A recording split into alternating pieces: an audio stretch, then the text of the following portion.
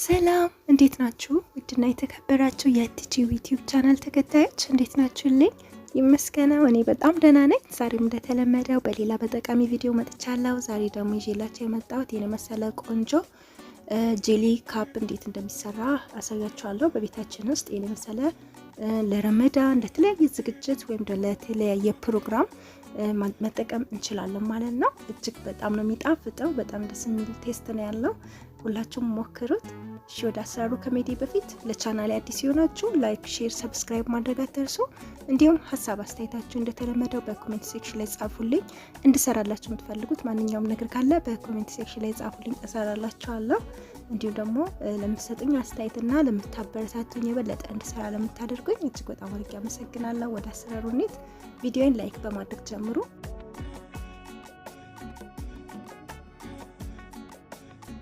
ወደ አሰራሩ ስንሄድ በመጀመሪያ የሚያስፈልገን ጄሊ ነው። እዚህ ጋር እንደምታዩት የስትሮበሪ ጄሊ ያስፈልገናል ማለት ነው።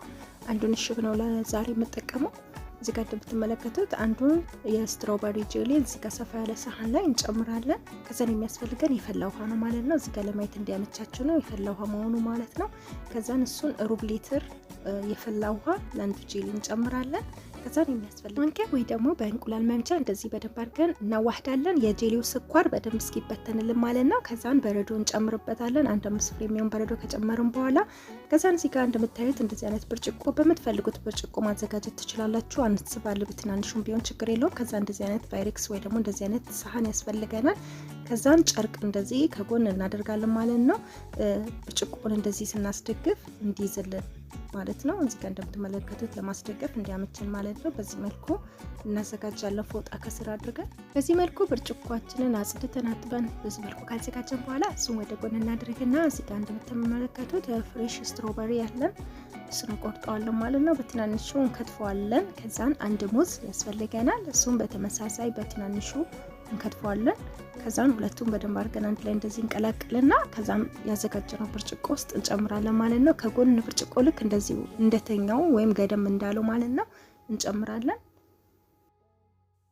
እንደምትመለከቱት በዚህ መልኩ በደንብ ካዋህድን በኋላ ስትሮበሪውንና ሙዙን ከትፈን ካዋህድን በኋላ እንደዚህ እንደምትመለከቱት በዚህ መልኩ አዘጋጅተናል ማለት ነው። አሁን የቀላቀልነውን ጄሊ ደግሞ እንደምትመለከቱት በረዶን ስለጨመርን ቀዝቅዞልናል ማለት ነው። ከዛ እሱን ከውስጥ ከስትሮበሪ ወይም ከጨመርነው ፍራፍሬው ላይ እንጨምራለን ማለት ነው። እንዲሁ እንዳለው ማለት ነው።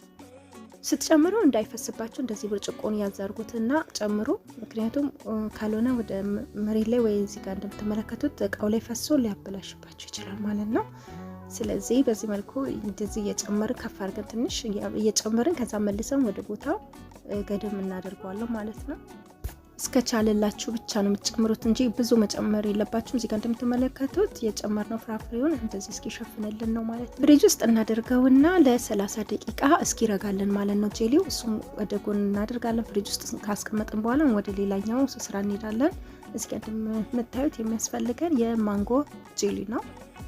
የማንጎ ጄሊ አንድ ያስፈልገናል። በተመሳሳይ ልክ እንደቀደሙ እንቀላቅላለን ማለት ነው በፈላ ውሃ። አሁንም በተመሳሳይ እንግዲህ እንደምትመለከቱት እዚህ ጋር አንዱ ጄሊ ላይ ሩብ ሊትር ውሃ ጨምረናል፣ የፈላ ውሃ ማለት ነው። ውሃው የግድ የፈላ መሆን አለበት። አሁንም እንደቀደሙ ከቀላቀልን በኋላ የጄሊው ስኳር እስኪበተን ከዛን የሚያስፈልገን በረዶ ነው። አሁን በረዶን እንጨምርና ትንሽ ቀዝቀዝ እስኪልልን እንጠብቃለን ማለት ነው። ልክ ቀዝቀዝ ሲልልን ድም አዘጋጅተን ፍሪጅ ውስጥ ያስቀመጥነውን ጄሊ እዚህ ጋር እንደምትመለከቱት እናወጣለን። እዚህ ጋር እንደምታዩት ረግቷል ማለት ነው። ቅድም ፈሳሽ ውሃ የነበረው ከ30 ደቂቃ በኋላ ረግቶ እንደዚህ ሆኖ ወጥቶልናል ማለት ነው። አሁን ታዲያ እንደዚህ እናዞረውና በጎኑ በኩል አሁንም እንደቀደሙ እናዘጋጃለን ማለት ነው። እዚህ ጋር እንደምትመለከቱት በተመሳሳይ እዚህ ጋር በመጀመሪያ የምንጨምረው ጄሊውን ነው። የማንጎውን ጄሊ እዚህ ጋር እናደርጋለን ማለት ነው። እንደዚህ ከጨመርን በኋላ አሁንም እንደዚህ መልሰን ቦታው ላይ እናስቀምጣለን ማለት ነው ብርጭቆ። ከዛን ሁሉንም በዚህ መልኩ ካዘጋጀው በኋላ የሚያስፈልገን ብሉቤሪ ነው። እናንተ የምትፈልጉትን ማንኛውንም ፍሩት መጠቀም ትችላላችሁ። በነገራችን ላይ የምትወዱትን ወይም በምትወዱት ወይም ባላችሁ በማንኛውም ፍሩት ማዘጋጀት ትችላላችሁ። ጄሊውን የማንጎን ጄሊ ከጨመርን በኋላ እዚህ ጋር እንደምትመለከቱት እኔ የተጠቀምኩት ብሉቤሪ ነው። እሱን እንጨምራለን ማለት ነው። እንደምትመለከቱት የማንጎ ጄሊውንና ብሉቤሪ ከጨመርኩኝ በኋላ አሁንም ፍሪጅ ውስጥ አስገባዋለሁ እስኪረጋልኝ ማለት ነው። አሁንም በተመሳሳይ ለ30 ደቂቃ ያህል ፍሪጅ ውስጥ ካስገባ በኋላ አሁን እዚህ ጋር ደግሞ ቾኮላቱን እናዘጋጃለን ማለት ነው። ንጹህ ድስት ካዘጋጀን በኋላ ግማሽ ሊትር ወተት እንጨምራለን። ሩብ ኩብ ደግሞ ስኳር እንጨምራለን። እንዲሁም ደግሞ 2 የሾርባ ማንኪያ የካስተርድ ፓውደር ከትንሽ ቫኒላ ጋር እንጨምራለን። በመቀጠል የሚያስፈልገን የካካኦ ፓውደር ነው። እዚህ ጋር በምስሉ ላይ እንደምትመለከቱት ማለት ነው 1/2 ወይ ደግሞ ግማሽ ኩብ ወይም ግማሽ መለኪያ የካካኦ ፓውደር እንጨምራለን ማለት ነው። ከዛን በደንብ አድርገን እንቀላቅላለን። እሳት ላይ ከመጣዳችን በፊት በደንብ አድርገን ካዋህድን በኋላ እሳት ላይ እንጥደዋለን ማለት ነው። ሁሉም ውህድ አንድ ላይ በደንብ ማዋሃድ አለብን ማለት ነው። የጓገለ ነገር እንዳይኖር እሳት ላይ ከጣድን በኋላ እንደዚህ እንደምትመለከቱት በእንቁላል መምቻ እጃችን ሳያርፍ በደንብ አድርገን ማዋሃድ ማማሰል ይኖርብናል። ከስር እየወፈረ ስለሚመጣ እሳት ሲያገኝ ሊጓገል ስለሚችል ማለት ነው። መጓገል የለበትም። እንደምትመለከቱት ቅድም ፈሳሽ የነበረው አሁን እንደዚህ ወፍሮልናል ማለት ነው። አሁን እንደምንፈልገው ነው ወጥቶልናል። ከእሳት ላይ እናወርዳለን። ከዛ እንደምትመለከቱት ይዘቱ ይሄን ይመስላል ማለት ነው። እንደዚህ ሆኖልናል። ምንም የጓገለ ነገር የለውም እንደምትመለከቱት። ከዛ እዚህ ሳህን ላይ ጨምራለሁ ማለት ነው እንዲቀዘቅዝልኝ። መጀመሪያ እዚህ ላይ ገለብጠውና እንዲቀዘቅዝልኝ በላስቲክ ሸፍነውና ቁጭ አድርጓለሁ ማለት ነው።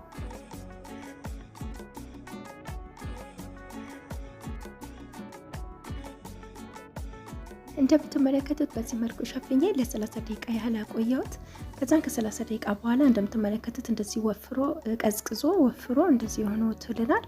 ከዛን ጠንከር ይላል እንደዚህ ማለት ነው። ስለዚህ በማሽን እንደዚህ እንመታዋለን ማለት ነው በደንብ አድርገን ክሬም እስከሚሆንልን ድረስ። እዚህ ጋር ወፍራም የሆነው በኋላ ላይ ለስለስ ብሎ ታዩታላችሁ። ልክ እንደ ክሬም ነው የሚሆነው፣ እንደ ሶስ ነው የሚሆነው ማለት ነው። ይሁት እንደዚህ ልክ እየመታችሁ ስትሄዱ ማለት ነው። ለ1-2 ደቂቃ ያህል እንደዚህ እንመታዋለን አንድ ላይ ሁሉንም ግብአት። በጣም ነው የሚጣፍጠው። በነገራችን ላይ ቆንጆ ቴስት ነው ያለው። እናንተ ሞክሩት። በዛ ላይ ስዊት ያልበዛበት ስኳር ያልበዛበት ነው። በጣም ቆንጆ ቀለል ያለ ቴስት ነው ያለው። ከዛን እዚህ ጋር እንደዚህ አይነት ፕላስቲክ ያስፈልገናል። እሱ ላይ እንደዚህ እንጨምራለን ማለት ነው። የኬክ ፕላስቲክ እንደዚህ አይነት ማለት ነው። ወይ ደግሞ ባላችሁ ፔስታል ላይ እንደዚህ ጫፉን ቆርጣችሁ እሱ ላይ ጨምራችሁ መጠቀም ትችላላችሁ ማለት ነው። የግድ አይደለም ይሄኛውን ፕላስቲክ ማለት ነው። ይሄን ፕላስቲክ የግድ አይደለም፣ በፔስታል ማዘጋጀት ይቻላል። ከዛን እንግዲህ እንደምትመለከቱት ቅድም ያዘጋጀነው ጄሊ ከፍሪጅ ውስጥ አወጣሁት ማለት ነው። ይሄን ይመስላል። አያችሁት? ቅርጹ ዲዛይኑ በጣም ነው የሚያምረው። ሁለቱም የሚያምር ከለር ነው ያለው እዚህ ጋር እንደምትመለከቱት ጎንና ጎኑ። አሁን እንግዲህ የምናደርገው መሀሉ ላይ ቾኮላቱን አሁን ያዘጋጀነውን ቾኮላት መሀል ላይ እናደርጋለን ማለት ነው። እንደምታዩት ዳርና ዳር የተለያየ አይነት ጄሊ ነው ያለው የማንጎና የስትሮበሪ። አሁን ደግሞ እንደምታዩት ቾኮላቱን እንደዚህ ስንጨምር ደግሞ በጣም የሚያምር ከለር ነው የሚሰጠው። በጣም ነው የሚያምረው። ለመብላትም ራሱ በጣም ያጓጓል። የሚያምር ቆንጆ ቴስት አለው። ከዛን ከላይ እንግዲህ እንደዚህ እንደምታዩት በቢላ እንደዚህ ልሙጥ እንዲሆንልን እንዲያምርልን እንደዚህ እናደርጋለን። ጠርጓለሁ ማለት ነው። እንደምትመለከቱት ይሄን ይመስላል። በጣም ቆንጆ ቴስት ያለው ነው። እናንተም ሞክሩት። ከላይ ቾኮላቱ እንደዚህ ካደረግን በኋላ ወዲያው መመገብ ነው በቃ ማለት ነው። ፍሪጅ ውስጥ ማስገባት አይጠበቅባችሁም። ቾኮላቱን ካደረጋችሁ በኋላ ወዲያው መብላት ትችላላችሁ ማለት ነው። በጣም ቆንጆ ቴስት ነው ያለው። ለህፃናትም እንዲሁም ለአዋቂ የሚሆን ነው። እንዲሁም ደግሞ ለተለያየ ፕሮግራም መጠቀም ትችላላችሁ። የሆነ ልደት ነገር ቢኖርባችሁ እንዲሁም የተለያየ ድግስ ነገር ቢኖርባችሁ እንደዚህ በትናንሿ ብርጭቆ ነገር ሰርታችሁ ማለት ነው። በትናንሿ ብርጭቆ ሰርታችሁ ይህንን ማቅረብ ትችላላችሁ ማለት ነው። እና በጣም እንደምትወዱት እርግጠኛ ነኝ፣ ምንም ጥርጥር የለውም። እና ደግሞ ቴስቱ በጣም ለየት ያለ ነው። እንዲሁም ደግሞ ለረመዳን አሁን ረመዳን እየመጣ ነው። የሙስሊሞች ረመዳን ብዙ ጊዜ በተለምዶ አረቦች እንደዚህ አይነት ነገር ይወዳሉ። ከጾም ወይም ደግሞ ከፍጡር በኋላ እንደዚህ አይነት ነገር መመገብ ይወዳሉና እናንተም እንደዚህ ቤታችሁ ውስጥ አዘጋጅታችሁ ሰርታችሁ ማቅረብ ትችላላችሁ ማለት ነው። በጣም በጣም ቆንጆ ቴስት አለው። እናንተም ተመገቡ። እሺ ጓደኞቼ፣ የዛሬው ጠቃሚ ቪዲዮ ይመስል ነበረ። እንደወደዳችሁ ተስፋ አድርጋለሁ። በቀጣይ በሌላ ቪዲዮ እስክንገናኝ ሰላም ሁኑልኝ ከማለቴ በፊት ለቻናሌ አዲስ ናችሁ እንዲሁም ደግሞ ሰብስክራይብ ያላደረጋችሁኝ ቪዲዮን እያያችሁ ከሆነ እባካችሁ ሰብስክራይብ አድርጉኝ፣ አበረታቱኝ። እንዲሁም ደግሞ ሀሳብ አስተያየታችሁን በኮሜንት ሴክሽን ላይ ጻፉልኝ።